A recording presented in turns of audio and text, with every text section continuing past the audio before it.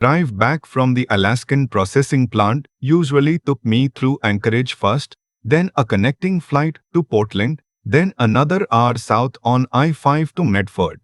18 hours total, door to door, when everything ran on schedule. This time I made it in 14, because the relief crew showed up 2 days early and my supervisor said, "Go home, Holt, you earned it."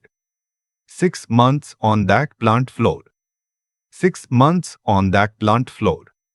6 months of salmon and halibut, and the particular smell that gets into your skin no matter how many times you shower. I'd imagined pulling into the driveway and my daughter running out before I even got the truck door open. Maisie always heard the engine. She'd been doing that since she was 3. Some internal radar that recognized the sound of my truck from 2 blocks away.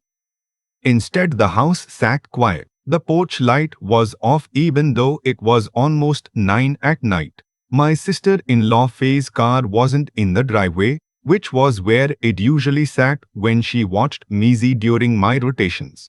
I told myself Faye had parked on the street.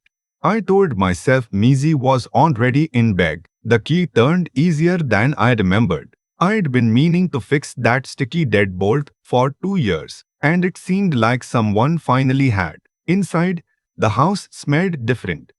Cleaner, in the way that doesn't quite feel lived in. Like a hotel room that's been serviced. Maisie's rain boots weren't by the door where she always left them. Her backpack wasn't on the hook. I called out. Nothing. I went to her room. The bed was made with corners tucked, which was not something my 8-year-old daughter had ever done in her life. Her stuffed rabbit, the one she'd had since the hospital, wasn't on the pillow. My phone buzzed, Faye's name on the screen. "You're home early," she said, and the way she said it wasn't a question. "Where's Maisie?" A pause. I've replayed that pause maybe 1,000 times since. 2 seconds, maybe 3, long enough to know that whatever came next was going to be something I wouldn't want to hear. "She's at a program. Out in Grants Pass. I told you about it in April, remember? The Harvest Kids thing." I did not remember. 6 months of 12-hour shifts on a processing floor, satellite calls that cut out mid-sentence, the kind of exhaustion that makes details slip through. I'd relied on Faye the same way I'd relied on her sister, Maisie's mother Joanna, before the stroke. Faye was family. Faye was steady. What kind of program?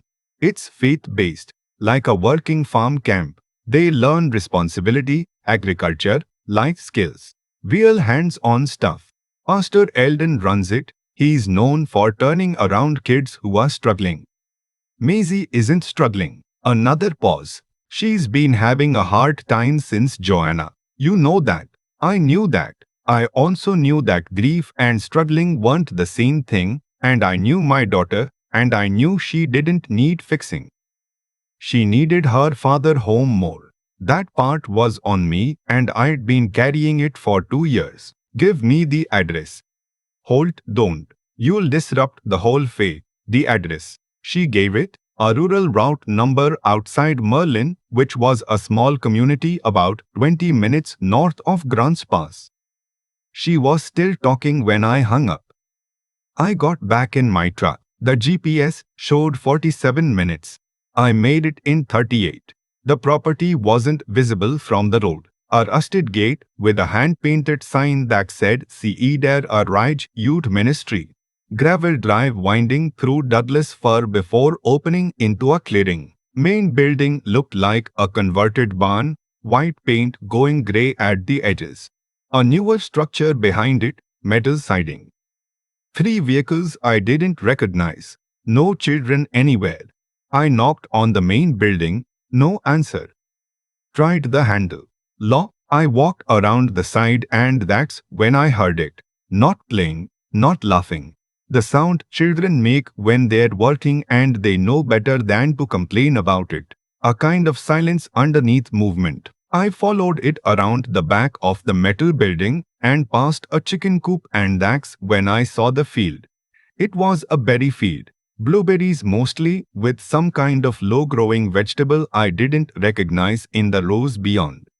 The plants came up to the knee, and there were children in those rows, 8 of them that I could count, ages maybe 7 to 13. Long sleeves despite the September heat that was still pushing into the mid-80s that week. They carried collection buckets on their hips. They moved slow and deliberate, the way people move when they've been at something for hours and they've stopped feeling their hands. A woman in a sun hat stood at the field's edge with a clipboard. She was watching them the way a foreman watches a line. My daughter was in the second row. I knew her by the way she held her shoulders. Maisie carries tension up high, always has, right under her ears. Joanna used to say she looked like a little turtle trying to decide whether to go into the shell. Her hair was in a braid she hadn't done herself. Too tight, the kind that pulls at the scalp. I walked into the field. Sir. The woman with the clipboard stepped toward me. This is private. That's my daughter. Maisie turned. She'd heard my voice before she saw me. Something moved across her face that I can't fully describe even now. It was too many things at once. Relief and something else underneath it that looked almost like shame. Like she'd been caught at something, and it broke a part of me that's still not fully put back together. Daddy. She didn't run. She walked to me fast, but she didn't run, and that was wrong. That was all wrong, because Maisie had always run. She reached me and put her arms around my waist and pressed her face against my chest, and I felt her shaking. Hey, I've got you. You came back. Her voice was muffled. They said you weren't coming back. They said you put me here because you didn't want me anymore. I couldn't speak for a second. They said you signed papers. That this was your decision and I needed to accept it. I held her tighter. I looked at her arms, at the scratches from the berry canes, at the way her wrists looked thinner than they should have. I looked at her fingertips, and they were stained dark, and one of them had a cut that hadn't been cleaned properly. You're going home, I said, right now. The other children had stopped working. They were watching us. One girl, older than Maisie, maybe 12, was gripping her bucket so hard her knuckles had gone pale. She was watching me with an expression I recognized from my daughter's face, and it was hope and terror at the same time. A boy near the end of the row, small, maybe 6, too young to be here at all, said something quiet that I almost missed. Is he going to take everyone? The woman with the clipboard was on her radio. I need Pastor Eldon at the South Field. Now, I picked Maisie up. She was lighter than she should have been. I started walking back toward my truck. 2 men came around the side of the metal building. One of them was heavy, mid-50s, wearing a work shirt with Cedar Ridge Ministry embroidered on the pocket. The other was younger, standing back slightly. Mr. Vac 5000, Calloway. The heavy man had a voice he'd practiced, smooth and pastoral and completely unrattled. I'm Pastor Eldon Marsh. I understand you've had a long trip. Why don't we go inside? And my daughter is leaving with me. He folded his hands in front of him. Patient, like he'd had this conversation before. Your sister-in-law signed a summer stewardship agreement on your behalf. Under Oregon guardianship law, during your extended absence, that agreement transfers. Show it to me. I'd be happy to, but it's a legal document and I'd recommend you have counsel present before. Show it to me right now or I'm calling the sheriff and you can explain to him why there are 8 children picking berries in a field at 9 o'clock at night. A flicker, just a flicker behind his eyes. And then the smile came back. Mr. Calloway, I've spoken with the Douglas County Sheriff's Office many times. We have agricultural education permits. We have legal guardian agreements for every child on this property. If you remove Maisie without authorization, that is custodial interference under Oregon statute, and I will have no choice. I was already dialing. Maisie's face was in my shoulder. I felt her grip tighten around my neck when Marsh stepped closer. Don't, she said quietly. I'm not going anywhere, I told her. The deputy who arrived was a woman named Vasquez. She was maybe 40, compact, unhurried. She looked at Marsh, looked at me, looked at my daughter's face. Sir, can you set the child down, please? Look at her arms first. I turned so she could see. Look at the field. There are 7 other children still out there. Vasquez looked at the field. She looked at the children still in the rows who had not been told to stop working. She looked at Maisie's hands. She turned to Marsh. I'm going to need to see your documentation. All of it. And I want those kids out of the field right now. Marsh started explaining about the permit, about the educational model, about how physical labor was proven therapeutic for children from broken homes. Vasquez listened and then she stopped him with one hand. I said out of the field. What happened next took until past midnight. A second deputy arrived, then a state trooper, then someone from the Oregon Department of Human Services. Marsh kept presenting paperwork. Some of it looked legitimate, some of it didn't. One of his staff members tried to move a van from the back lot, and the trooper stopped him and found a lockbox of documents that Marsh said didn't belong to the property. They were files on each child, intake assessments, behavioral notes, correspondence with the guardians, letters that had been written by the children to family members and never sent. Maisie had written 4 of them, all to me. The latest one said, Daddy, I've been doing everything right. I don't know what I did wrong. I miss you. Please come get me if you can.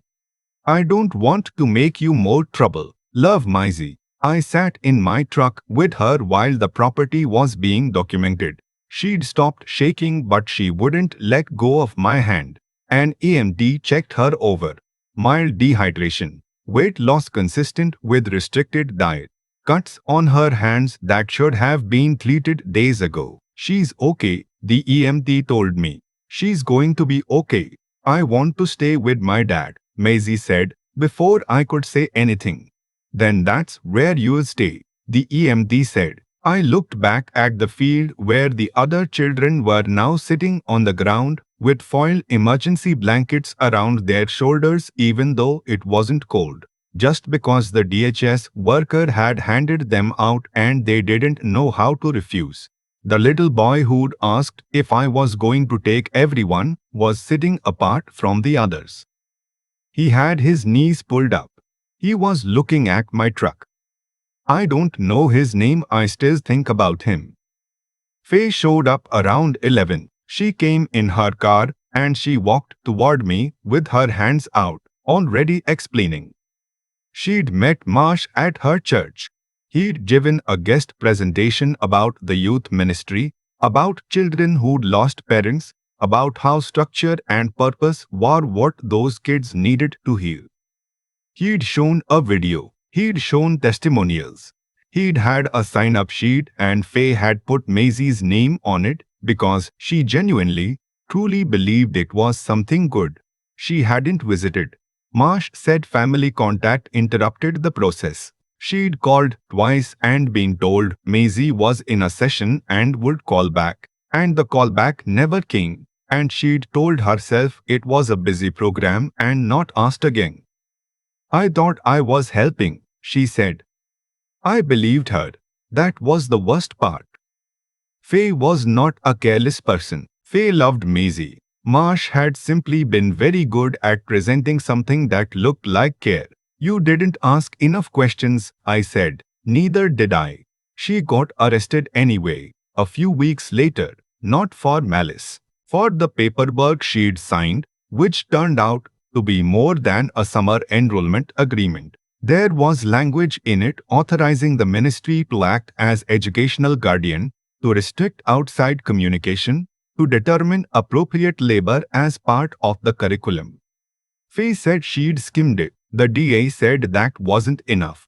She pled down community service and probation. She cooperated fully, and the judge took that into account. She's still my daughter's aunt, and it's still complicated. Marsh got 17 years. Federal charges, labor exploitation of minors, fraud, child endangerment, obstruction.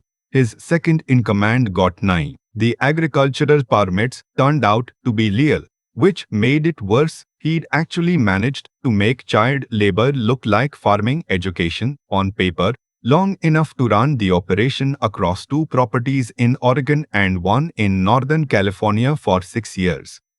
41 children total. Some of them had been there since the beginning. The little boy from the field. I found out later his name was Theo, and he was 7. And his mother was a single parenthood by her church about a wonderful scholarship program. Theo didn't speak for most of the first month after he went home. His mother sent a letter to the courthouse, and it was read into the record at sentencing. She wrote that she'd given her son to strangers because she trusted the word of her pastor, and she would carry that for the rest of her life. She wrote that Theo had started talking again in November. That the first thing he said when he finally spoke was that he wanted to learn how to cook so he could make something for dinner that wasn't oatmeal. I read that in the newspaper and had to put it down. Maisie's recovery wasn't linear. She was fine one morning, and then a week later, she couldn't get through a grocery store without a panic response. Because they'd controlled food as a reward system, and the sight of certain things on shelves triggered something. We found a therapist who specialized in institutional trauma. I'd taken a job at a local fabrication shop by then, cut my rotation schedule completely. I drove Maisie to appointments twice a week. I drove her to school every morning even though she could have taken the bus, because she wanted me to, because she needed the proof. For 3 months, she wouldn't eat at the table. She ate on the couch with her legs tucked under her, which wasn't something I would have allowed before any of this, and I said nothing about it and put a tray next to her every night. She also stopped sleeping with her stuffed rabbit. She'd carried that thing since she was barely walking. I found it in the back of her closet one afternoon, and I put it back and didn't say anything. And one morning about 4 months in, I came to wake her up for school, and the rabbit was back on the pillow. That was the morning I called my brother in bed and actually cried for the first time since it had happened. The trial lasted 8 months. I took the stand twice. The prosecutor was organized and methodical, and Marsh's defense tried twice to redirect toward my extended absence as a contributing factor, implying that a more pleasant parent would have known. The judge cut them off both times. After the verdict, one of the other parents found me in the courthouse hallway. Her name was Priya, and her son had been at Cedar Ridge for 2 full years.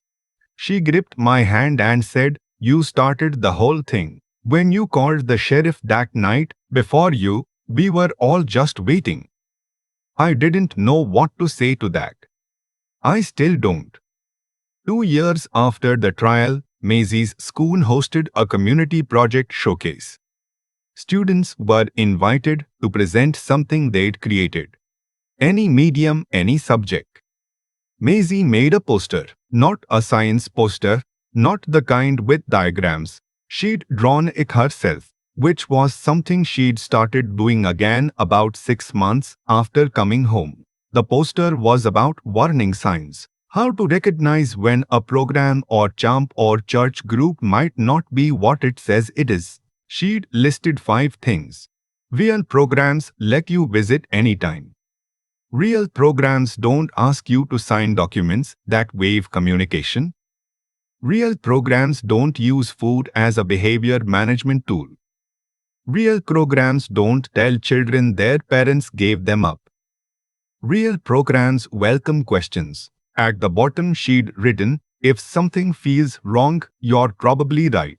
Ask someone you trust. Her teacher told me later that two families came up to her after the presentation to say they'd almost enrolled their kids in something that, hearing Maisie's criteria, they were now reconsidering. We went back out to Merlin about 18 months after Marsh was sentenced. The Cedar Ridge property had been seized and was in the process of being sold. The fields were overgrown. Someone had spray painted the Cedar Ridge ministry sign, and whoever bought the property had laid it face down in the gravel. The blueberry rows were going to scrub. Maisie stood at the edge of the field for a long time. I didn't say anything. I've learned to let her be in the silence when she needs it. I used to count the rows, she said finally, to pass the time. There were 22 rows. I'd get to 22 and start over. Yeah, I kept thinking if I just did it right, if I just worked hard enough and didn't complain, you'd come and it would be over. She paused. They said you'd abandoned me. But some part of me kept not believing it, like I couldn't fully make myself believe it was true. I put my hand on her shoulder. That part was right. She nodded. I know. She took a photo of the overgrown field on her phone. When I asked her why, she said she wanted to remember what it looked like without the children in it. She said she wanted to remember that things could become empty of bad things and then start growing again into something else. She was 10 years old when she said that. I've thought about what I could have done differently, and the list is long enough that I've had to stop making it, because it stops being useful after a certain point and starts just being a way to stay inside the worst moments of it.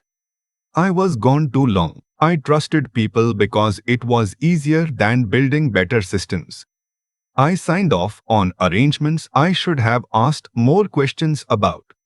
I leaned on Faye because losing Joanna had left gaps I didn't know how to fill, and she was there. None of that makes what Marsh did my fault. I had to learn that distinction, and it took longer than it should have. What I know now is specific. I know that bad programs almost always restrict contact, and that restriction is presented as therapeutic. I know they use language about structure and healing and discipline, and what they mean by those words is control. I know they target families that are stretched thin, single parents, grieving families, families with children who've had hard years, because those families are more likely to accept help without interrogating the terms. I know they often have real permits and real paperwork and real connections within communities, because those things are the camouflage. I give talks now a couple times a year at schools and at a family services center in Medford. I bring Maisie when she wants to come, which is more often lately. She usually sits in the back and draws while I talk, and sometimes she raises her hand and adds something I've missed. Last spring she raised her hand and said, "The biggest sign is if they tell you your parents don't want you." No real program ever needs to say that. If they say it, it's because they need you to stop hoping for a way out. The room was quiet for a few seconds after that. On the drive home, she was looking out the window and she said, without turning toward me, "I think I want to do something with this. Like for work, when I'm older." She didn't specify what she meant, whether she meant advocacy or law or just speaking. I didn't ask. She'll figure it out. We stopped for burgers on the way back. She ordered onion rings and ate every single one and then tried to eat mine. And I let her, because there was a time not long ago when she sat alone at a table eating oatmeal and believed I'd left her there on purpose. And some things you don't take for granted twice. I've spent a lot of time thinking about the chain of events that led to Maisie being in that field. Not to punish myself. I did enough of that in the first year, but because I think it's important to be honest about how these things actually happen.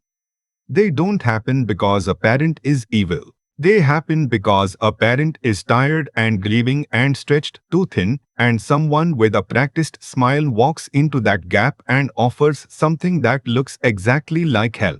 I was absent. That's the first fact. Not absent because I didn't love my daughter. I'd have burned the world down before letting anyone hurt her, and that field in Merlin proved it. But absent in the way that accumulates quietly. 6 months at a time. Satellite calls that cut out. The kind of exhaustion that makes you skim instead of read. I handed Maisie's daily life to Faye because losing Joanna had left a hole I didn't know how to fill with my own hands. And Faye, who genuinely loved that child, handed her to a stranger with a ministry logo on his shirt because she didn't ask hard enough questions. And Marsh counted on exactly that chain of small failures to operate for 6 years without anyone pulling on the thread. What I understand now is that harm rarely announces itself. It doesn't knock on the door in a ski mask. It shows up with a presentation and a permit and a sign-up sheet, and it finds the people who are already overwhelmed, already doubting themselves, already desperate to believe that someone else can provide what they can't. Marsh wasn't stupid. He was strategic. He knew that a parent who hasn't been present enough feels guilty about it, and guilty parents are easier to persuade that structure and discipline are what their child really needs. He turned my own absence into a tool, the intelligence in Maisie's recovery, and it was intelligence, real clear-eyed understanding that she came to herself, was that she never let the story become only about what was done to her. She made that poster at 10 years old with 5 criteria for recognizing a bad program, and she wasn't doing it to process her feelings, she was doing it to be useful. She took a thing that had been used to diminish her and turned it into something that protected other kids. That takes a kind of moral clarity that most adults don't reach. I think about Theo, the 7-year-old who asked if I was going to take everyone. I didn't know his name that night. I know it now, and I know he started talking again in November, and I know the first thing he said was that he wanted to cook dinner. That small specific detail. A child who'd been stripped of appetite, of agency, of voice, choosing to come back to the world through food and care. That tells you something about what human beings do when they're given half a chance. They reach for connection. They reach for the people they love. They don't need to be remade. They need to be freed. I failed Maisie in some real ways. I've said that plainly, and I'll keep saying it because I think pretending otherwise would be dishonest, and she deserves honesty more than she deserves a father who rewrote history to look better. But I also drove 38 minutes at night on a dirt road because something was wrong and I couldn't not go. And when Marsh told me she was in his legal care, I called the sheriff. And when the deputy told me to put her down, I said no, look at her first. Those weren't heroic decisions. They were just the minimum required. They were what being a father actually means when it costs something. The lesson I carry, the one I give talks about now, with Maisie sitting in the back drawing in her sketchbook, is this: love without presence is intention without follow-through. And follow-through, when it finally comes, has to be willing to be inconvenient and loud and willing to hold on even when someone with a permit and a practiced voice tells you to let go.